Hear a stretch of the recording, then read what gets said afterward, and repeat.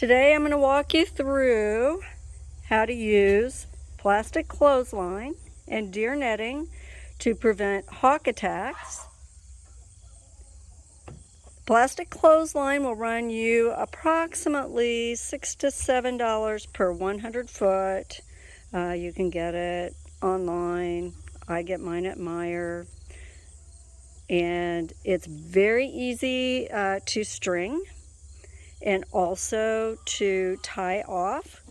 If it becomes lax and sags, it's very easy to stretch it again and tie it a little bit tighter.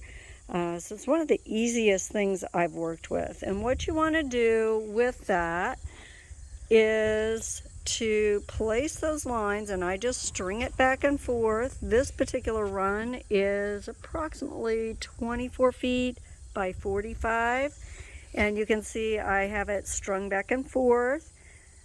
I have it strung back and forth so that the area in between each gap is much smaller than the wingspan of a hawk. So they're not going to be very willing to try to come in here. It will be very difficult for them to come in here. And even if they felt like they could, they would probably think a long time on the fact that they would have a really hard time getting out of here. There's probably some that may try it, but I have never had one. I've never lost a chicken in here. It also does fairly well keeping the chickens out from getting out.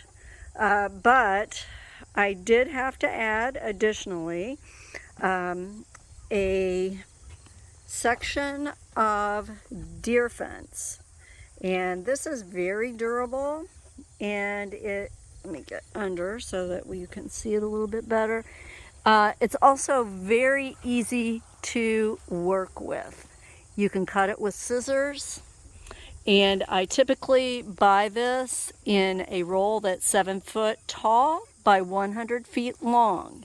And before I take it off the roll, I will cut it right in the middle so that I have 2 3.5 by 100 foot sections.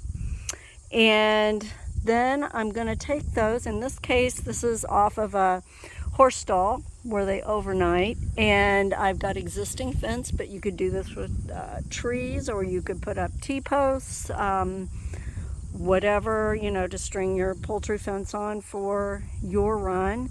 And what I'm trying to do with this deer netting is to keep my birds from flying up in between some of these clothesline gaps and getting on the fence and then basically free ranging all day, which I had happen before I put in this deer net, which has completely taken care of the issue. I've never had a bird get out since I put the deer netting up, and it has worked great.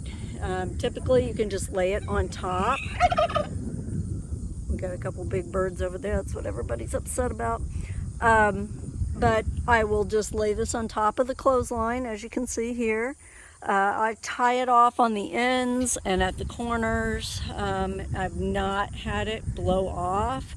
If you secure those corners very well, there's not much weight with it. It doesn't grab the wind too bad. This is one of my tie-offs for the plastic clothesline. I want to show you how easy it is if you need to make an adjustment, so you can see how easy this knot comes loose. Okay, it is just really super easy to work with. So if I need to ever stretch that, I can untie that knot and easily stretch it and retie. So I've found, after using a lot of different ropes and just about everything on these runs, that is the best system to keep hawks out. Now the fencing I've used is a relatively cheap metal fencing, so I think it's called a garden fence, and it does a great job keeping my birds in, keeping small predators out. But I'll tell you what, if you had a dog or coyote that really wanted in here, it's not going to stop them. But we've got other fences around. I don't really have problems with dogs during the day, and the coyotes seem to stay away during the day. We also have a dog, so that discourages them.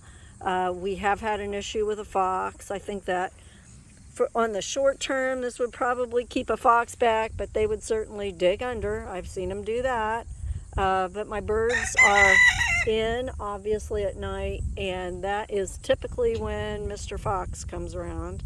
Although I have seen him during the day, there's just enough activity that he doesn't come up here and mess with things during the day. So, and Melvin puts his 2 cents in. He's a good boy. And punchy. Yeah. So that is my method. I use a lot of zip ties on things, as you can see. I'm always moving things around, reworking things, and for me that's the easiest way. I can cut those and reposition things. So I kind of have a corner on those zip ties at Tractor Supply. I buy them out a lot. But if you have any questions about setting up the system, feel free to comment, and don't forget to like our channel, give our videos a like. I appreciate that. And until next time.